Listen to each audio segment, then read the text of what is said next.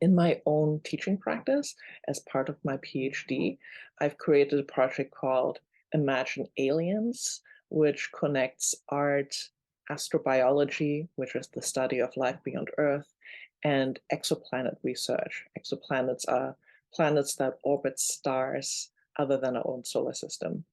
So students create science fiction stories and stop motion animations based on actual scientific data.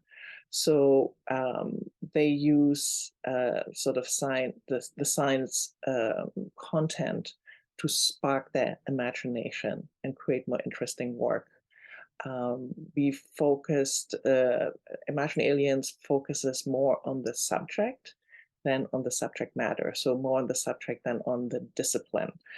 And there's an accompanying website, the Imagine Aliens website, where students can find texts about exoplanets and life on Earth that may look like life beyond Earth, and things like extremophiles and weird life forms.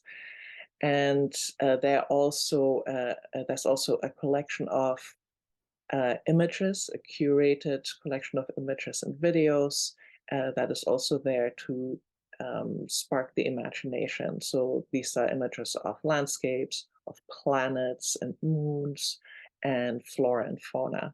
What was nice to see that those, both the visual and video content, as well as the sciencey texts, really helped students to create art forms that art projects that got them beyond ideas of what maybe aliens are, and not just little green men. So they created animations and texts that were more connected to ideas around evolution and ecology, and much more sophisticated, based on prompts connected to gravity and what kind of star they orbited, what kind of exoplanet they got. For example, if you have an exoplanet that is an ice moon, what would your alien look like on that moon? How would it stay warm? What would it eat? If you have a planet with a low gravity, would your alien float? Would it glow in the dark if it, only if it lives on a tidally locked planet where one side always points away from the star? So these kind of prompts really help the students to develop a more sophisticated understanding of astrobiology and astronomy.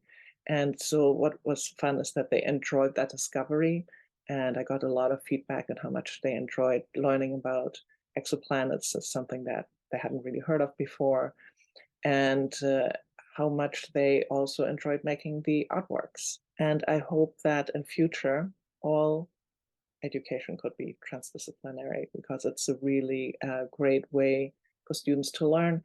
Thanks for your interest in STEAM.